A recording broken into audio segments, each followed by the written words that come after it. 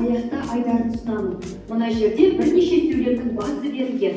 Қалаған ұяшықты таңдап, сөйлемді өз ойларыңызбен жалғастырыңыздар. Сәттілік тілеймін. Ұяшықтар беріп тұр, бірнеше ұяшықтар. Сол ұяшықты таңдау арқылы сұраққа жауап береміз. Мен енді таңдай берейін, иә, сендердің орындарына. Әрқайсысы сол көтеріп жауап берсін. Жаңа ой тапқанда мен өзімді қалай сезінемін? Сырым айта қойшы. Данышпан сезінен тамаша. Кәусар?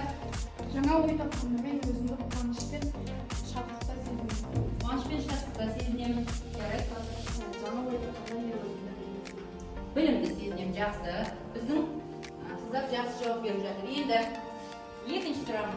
Болашақта мен ойлап табатын зат, болашақта сендер ойлап табатын зат не болуы мүмкін? Қол ұшын созатын адам болу керек. Ізденісте болу керек, тамаша. Жаңа идеяны жүзеге асыру үшін не қажет? Білім қажет. Тағы айтады, басқа жауап бермегендер айтты. Иә? Үш топ бар. Үш топтан топ басқа жағылайын, мына бар. Мұнда өлетіп қой отырады. Жарай ма? Ал енді еге берген тапсырмамызды ашайық. Біз қазір қандай тақырып өтіп жатырмыз, балалар? үш бұрыштар мен бұрыштардың ауданы. Төрт бұрыш пен үш бұрыштың ауданы. Соның ішінде қандай мақсат біздікі? Қандай мақсат? Үш бұрыштардың ауданы табу. Үш бұрыштардың ауданы табуға есеп шығарып жатыр. Төрт бұрышты бөлсек, енді үш бұрышты шығарып жатыр. Ал еге берген есепке мысал есептелген болатын. Шығарғандарыңыз бар ма? Бәрін шығардық па? Былай жасайық. Қасымызда отырған жүгімізбенен алмасайық дәптерімізді, бір-бірімізді тексерейік. Мен қазір экранға дұрыс жауабын шығарамын. Сол бойынша кімдікі дұрыс екенін айтамын. Дұрыс болса мен бір балл беремін. Түсінікті ма? Дайынбыз ба? Жоқ, мен экранға қазір нені шығарайын.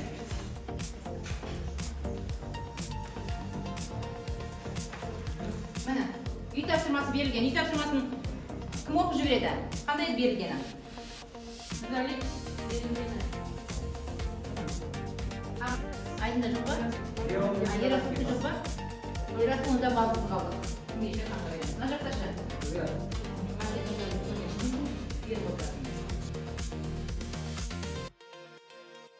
Ал енді балалар, осы үй тапсырмасын тағы да бекітіп жіберу үшін мен сендерге бір мынандай ойын алып келдім. Осы сұрақтарға жауап беріп, еске түсірейік. Не оқып жатырмыз? Ақылдасы. Ал көрейік қаншалықты ақыл екенбіз. Қанша сұрақ беріп тұр екен? 10 сұрақ. Ал жауап берейік. Дайынбыз ба? Келеміз ба? Әне мен жылдамдап сөйлейін, иә, кішкене. Бірден бастайық. Ал, кім оқиды? Диаметрі 3 см және 4 см болатын төрт бұрышты үш бұрыштың ауданы табу. 6 см оқиды. Қабеттері? 6 см. 6 см. Дұрыс екен, иә? Үш бұрыштар неше түрге бөлінеді? Қандай болып бөлінуші еді? Тағым айтады, қол көтермегендер. Кәусар айта қойшы, қанша түрге? 2 түрге бөлінеді, жақсы. Ал қандай түрге? Қалай бөлінеді? Бұрышына қарай, тамаша.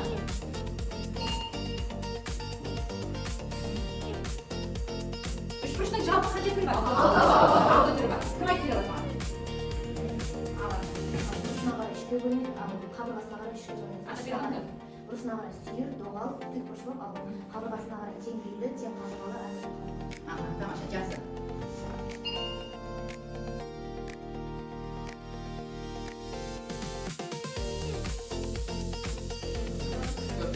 Төрт бұрышқа қатысты қандай өлшем бар? Несі бар төрт бұрыштың? Төрт қабырғасы тағы қандай өлшемде көріп тұрсыздар? Бұл несі? Ұзындығы мен және биіктігі. Ұзындығы менен ені ғой. Енді осы төрт бұрыштың ауданын табу қандай сізде? Естен А көбейтілген ба? Ұзындығы мен ені көбейтілген. Дұрыс айтады. Мен әлгі бір шетке жазып қояйын. Естен А көбейтілген Б екен. Енді осы үш бұрышты аламын да, мен мынау сызыға қандай сызық еді бізде? Диагональ емес па? Сол диагоналынан алайын да кесейін. Сонда менде қандай фигура пайда болады екен? Кесіп алған кезде қандай үш бұрыш пайда болады? Енді біз осы үш бұрыштың ауданын қалай не есептейміз сонда? Бағана тікбұрышты таптық. А көбейтілген. Дұрыс айтады. Бағанағы формуланы біз не істейміз? Екіге бөліп жібереміз. Сонда бізде не шықты? Үшбұрыштың ауданының формуласы шығады. Ал енді мынау бізде тікбұрыш. Тікбұрыш болғандықтан мына екеуі бізде не деп аталады? Тікбұрышта қандай атау бар? Катеттеріменен гипотенуза деп аталады. Сонда басқаша қалай айтуға болады үшбұрыштың ауданын? Үшбұрыштың ауданы неге тең екен сонда? Ашпен Катеттерінің көбейтіндісіне жартысына тең емес, жартысына тең. Ал енді бізге үнемі осындай тікбұрышты үшбұрыш беріле бермейді ғой? Енді мынандай үшбұрыш берілсе, бұл кезде ауданын қалай табамыз? Не көріп тұрмыз? Қандай өлшемде көріп тұрмыз? Қабырғасыменен биіктігі көріп тұр, иә? Енді бағана формула, мынау биіктігіміз бағанаға неге тең? Дұрыс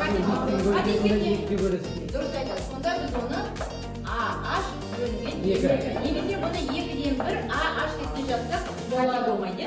Аха, бұл дұрыс. Енді келесі мынандай үшбұрыш берілсеші. Үшбұрыштың несін көріп тұрмыз? Бұрышын көріп тұрмыз. және үш қабырғасы. Ал енді оған байланысты қандай формула бар? Жаңағы Герон бар, тағы да. Жарайды, Герон деді. Герон не дейді? Үш қабырғасы болсын, оны екіге бөліп кішкентай периметрін тауып, Жарты периметр. Tamam, кішкентай периметр деп айтасыз.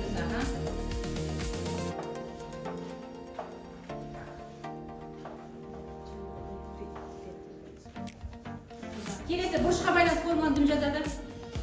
Бұрышқа байланысты қандай еді формула? Екі қабырғасымен несі? Арасындағы? А деп арасындағы бұрышы, иә, синусына тең. Кел жазамын. 2-ден 1 А синус жазуға тең.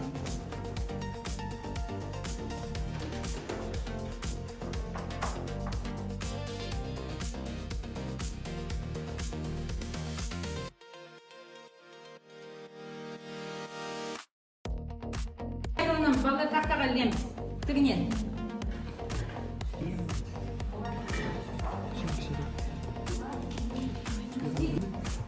Бәрін қатсамыз балар.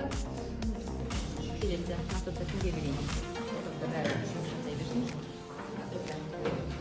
Так, Даниял, қайсы реформаға сәйкес келетін орын дейді?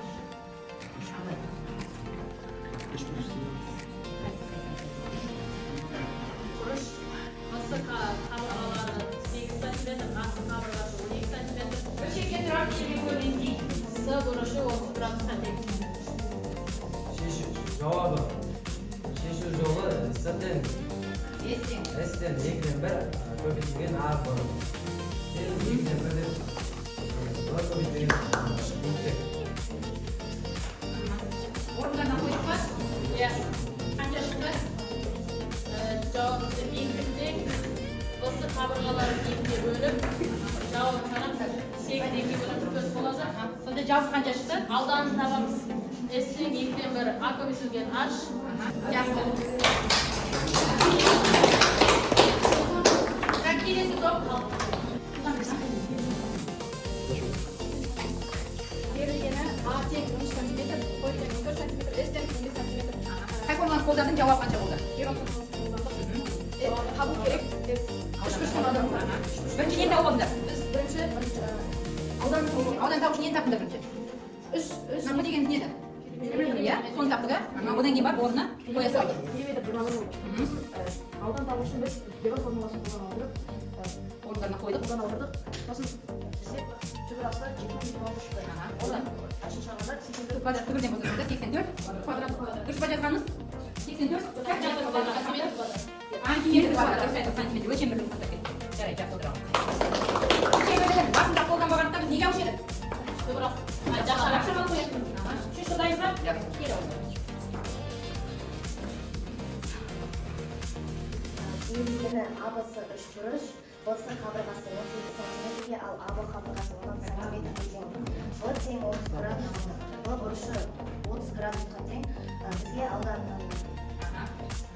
сызбасы берілген және шешуі біз мынандай формуланы қолдандық. S teng 2/1 ko'paytirilgan A ko'paytirilgan bosh sinus alfa. Және оны орындарына қойып солайша біз S Ең сонда қанша шықты? 72 72 квадрат бөлініп шықты. Жақсы, браво. Жақсы, мына тоқтатамыз.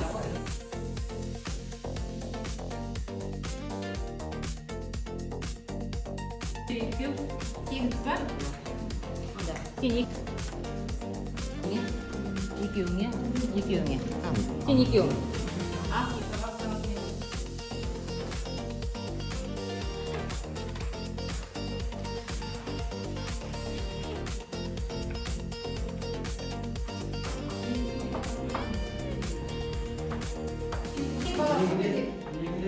Дұрыс, 2-ден дұрас 2. Немесе дұрас 2 бөлінген 2. Школынан жоғаямыз. Әпке бол. Қандай қолдан қолдадық? Аха, бейітке байланысты. Сол қол қолданады. Аха, жақсы. Келесі кім шығады? Мә есепті жазып отырамыз балалар. Жұмысымызды дәптерге жазамыз.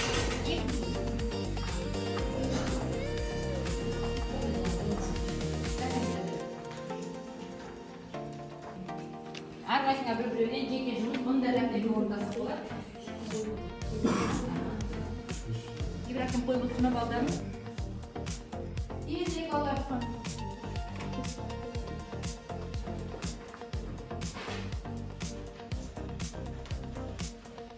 Қайында оқайсың?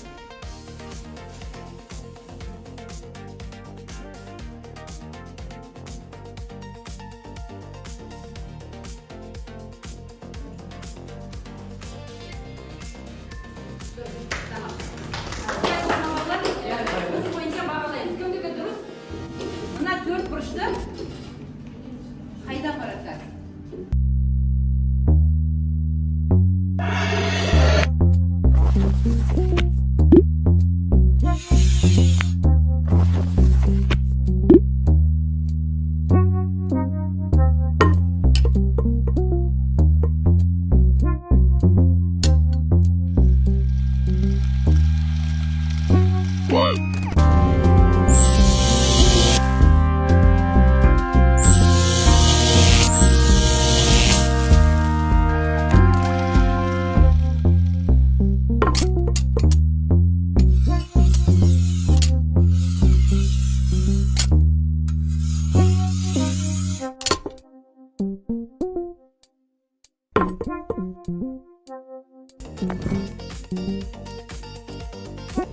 Сыйып кетті ма? Сыйып кетті, иә? Қандай құдірет бар екен бұл жерде?